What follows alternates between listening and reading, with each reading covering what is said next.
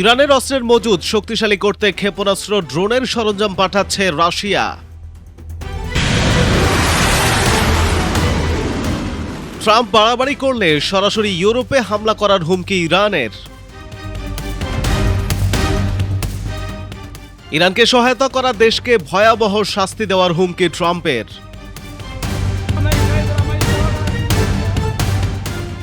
সৌদির বিরুদ্ধে বড় ধরনের হামলার হুঁশিয়ারি ইরান সমর্থিত হুথির। ট্রাম্পের ডান হাত কে এই নাটালি হার্প? বিস্তারিত জানতে ভিডিওটিতে লাইক দিয়ে না টেনে শেষ পর্যন্ত দেখুন। যুক্তরাষ্ট্র ও ইসরায়েলের হামলায় ইরানের অস্ত্রের মজুদ ক্ষতিগ্রস্ত হওয়ার পর তা পুনর্গঠনে ড্রোন, ক্ষেপণাস্ত্র ও বিস্ফোরকের উপকরণ পাঠাচ্ছে রাশিয়া। মার্কিন সংবাদ মাধ্যম এনবিসি নিউজ এক প্রতিবেদনে এই তথ্য জানিয়েছে। প্রতিবেদনে বিভিন্ন নথি ও পশ্চিমা এক কর্মকর্তার বরাত দিয়ে জানায়, রাশিয়ার 2 ডজনের বেশি জাহাজ কাস্পিয়ান সাগর পাড়ি দিয়ে ইরানের আমিরাবাদ বন্দরে এসব সামরিক সরঞ্জাম পৌঁছে দিয়েছে। এসব জাহাজের অনেকগুলোই যুক্তরাষ্ট্র ও ইউরোপের নিষেধাজ্ঞার আওতায় রয়েছে। সাবেক সিআইএ বিশ্লেষক জিম ল্যামসন বলেন, রাশিয়া থেকে ড্রোনের যন্ত্রাংশ ও ছোট অস্ত্রের গোলাবারুদ সংগ্রহের ঘটনায় ইঙ্গিত দেয় ইরানের এসব সামগ্রী উৎপাদনকারী স্থাপনায় যুক্তরাষ্ট্র ইসরায়েলের হামলা দেশটির অভ্যন্তরীণ উৎপাদন সক্ষমতাকে ক্ষতিগ্রস্ত করেছে। ইরানের সামরিক সরঞ্জাম বহনকারী রুশ জাহাজগুলোর মালিকানা এমজি ফ্লোট নামের একটি সামুদ্রিক পরিবহন কোম্পানির বলে অভিযোগ উঠেছে। 2024 সালে পশ্চিমা দেশগুলো কোম্পানিটির উপর নিষেধাজ্ঞা আরোপ করে। ইরানের যুদ্ধ সক্ষমতা বাড়াতে রাশিয়া সহায়তা করছে এমন অভিযোগ এর আগে উঠেছে। বিশেষ করে ইরানের শাহেদ ড্রোনকে আরও উন্নত করে রাশিয়া ইউক্রেন যুদ্ধে ব্যাপকভাবে ব্যবহার করেছে। বিনিময়ে 2022 সালে ইউক্রেনের রাশিয়ার আগ্রাসনের পর ইরান ও মস্কোকে ড্রোন সরবরাহ করেছিল। ইরানকে রাশিয়ার সহায়তার পরিমাণ কত তা অবশ্যই স্পষ্ট নয়। ক্রেমলিন বরাবরই এ ধরনের অভিযোগকে ভুয়া খবর বলে প্রত্যাখ্যান করে আসছে। তবে রাশিয়া ও ইরানের সামরিক সহযোগিতা নিয়ে উদ্বেগ বাড়ছে। বিশ্লেষকদের মতে, মস্কো ইরানের যুদ্ধ সক্ষমতা পুনর্গঠনে সক্রিয় ভূমিকা নিলে মধ্যপ্রাচ্যের চলমান সংঘাতে দেশটির সামরিক সক্ষমতা ধরে রাখার সুযোগ বাড়তে পারে। অন্যদিকে মার্কিন প্রেসিডেন্ট ডোনাল্ড ট্রাম্প রাশিয়ার ইরানকে সামরিক সহায়তার বিষয়টি গুরুত্ব দিয়ে দেখেননি। গত মাসে তিনি দাবি করেন, রুশ প্রেসিডেন্ট ভ্লাদিমির পুতিন তাকে আশ্বস্ত করেছেন যে মস্কো তেহরানের কাছে অস্ত্র বিক্রি করছে না। ইউক্রেনের প্রেসিডেন্ট ভলোদিমির জেলেনস্কি রাশিয়ার বিরুদ্ধে ইরানকে মার্কিন ঘাঁটির স্যাটেলাইট ছবি সরবরাহের অভিযোগ তুললেও ট্রাম্প রুশ সহায়তাকে খুবই অপ্রভাবশালী বলে মন্তব্য করেন। ট্রাম্প বাড়াবাড়ি করলে সরাসরি ইউরোপে হামলা করবে ইরান। প্রেসিডেন্ট ট্রাম্প যুদ্ধ আরও জোরদার করলে ইউরোপে অবস্থিত মার্কিন সামরিক লক্ষ্যবস্তুতে হামলা চালানোর পরিকল্পনা করছে ইরান। বুধবার ফিনান্সিয়াল টাইমসের বরাতে জানানো হয়, তেহরানের বর্তমান শাসন ব্যবস্থার ঘনিষ্ঠ সূত্রের মাধ্যমে এই তথ্যের সত্যতা পাওয়া গেছে। সম্ভাব্য আক্রমণের তালিকায় থাকা ঘাঁটিগুলোর মধ্যে বুলগেরিয়ার বিচমার বিমান ঘাঁটিও অন্যতম, যা গত মাসে মার্কিন রিফুয়েলিং বিমানের জন্য অনুমোদিত হয়েছিল। এছাড়া গত মার্চে প্রথম দফায় ড্রোন হামলার শিকার সাইপ্রাসের ব্রিটিশ রয়্যাল এয়ারফোর্স ঘাঁটিতেও পুনরায় আঘাত হানার কথা ভাবছে তেহরান। ইরান তাদের মাঝারি পাল্লার ব্যালাস্টিক ক্ষেপণাস্ত্র দিয়ে দক্ষিণ ইউরোপের একাধিক মার্কিন সামরিক আউটপোস্টে হামলা চালাতে পারে। একই সঙ্গে ইউরোপের পানির নিচের ফাইবার অপটিক কেবলগুলোতেও সাবোটাজ বা নাশকতা চালানোর বিষয়টি তাদের সামরিক ভাবনায় রয়েছে। ইরানের সংশ্লিষ্ট এক সূত্র জানিয়েছে, আমেরিকা যদি অতিরিক্ত বাড়াবাড়ি করে তবে ইরান যে কোনো মূল্যে আত্মরক্ষা করবে এবং মধ্যপ্রাচ্যের সীমান্ত ছাড়িয়ে ইউরোপেও হামলা চালাবে। গত সোমবার ওয়াশিংটন ও তেহরানের 60 দিনের যুদ্ধবিরতির মেয়াদ শেষ এবং শান্তি বৈঠক বন্ধ হয়ে যাওয়ায় এই অঞ্চলে নতুন করে যুদ্ধ ছড়িয়ে পড়ার আশঙ্কা তৈরি হয়েছে।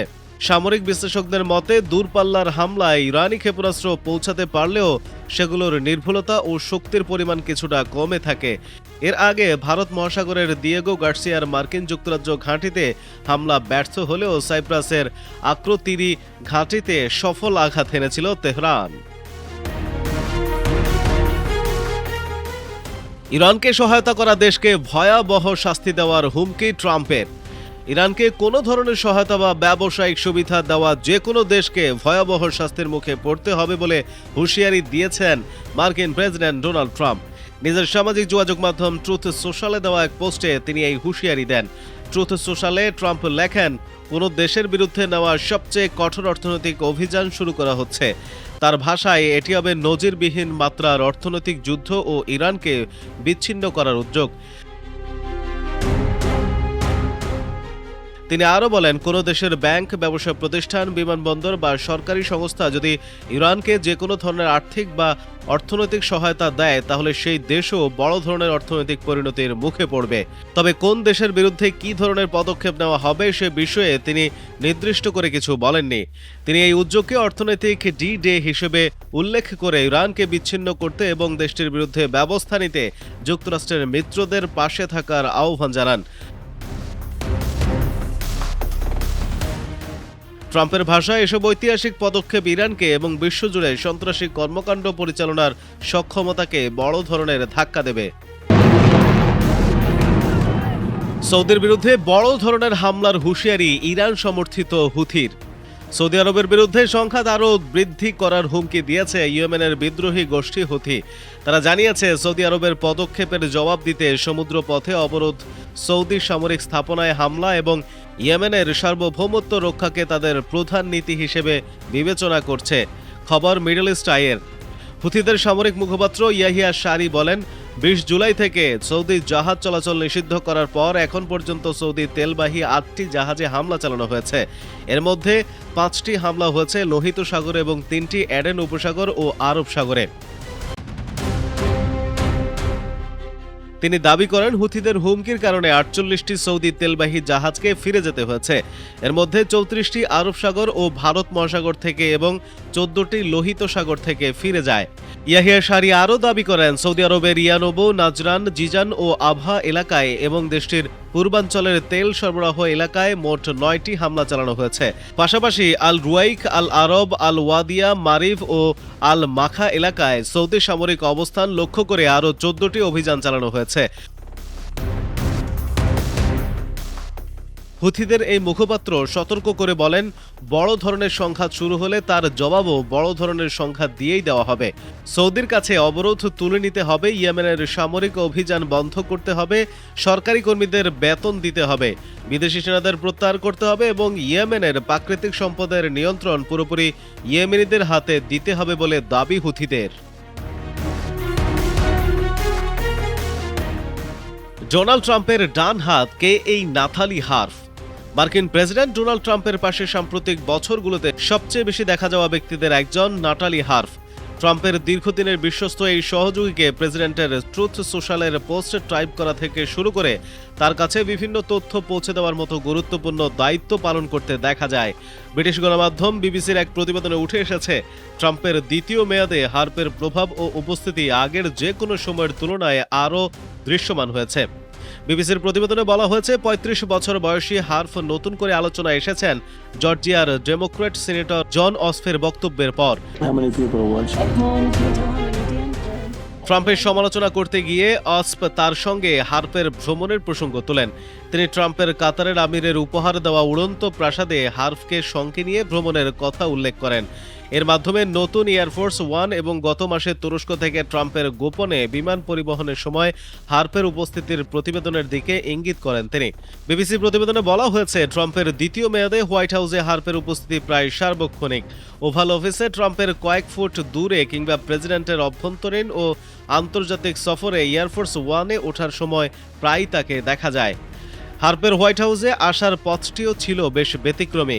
ক্যালিফোর্নিয়ার একটি রক্ষণশীল খ্রিস্টান পরিবারে বেড়ে ওঠা হার্ফ হাড়ের ক্যান্সারে আক্রান্ত হওয়ার পর ট্রাম্পের সঙ্গে ঘনিষ্ঠতার সুযোগ পান।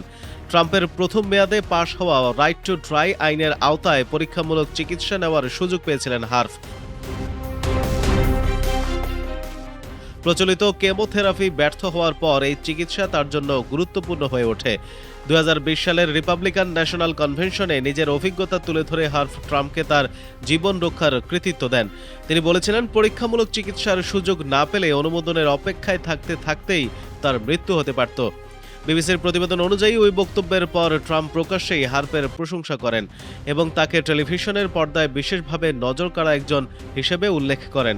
এরপর ট্রাম্পের মেক আমেরিকা গ্রেট এগেইন বা মেক আন্দোলনের সমর্থকদের মধ্যে পরিচিত মুখ হয়ে ওঠেন হার্প।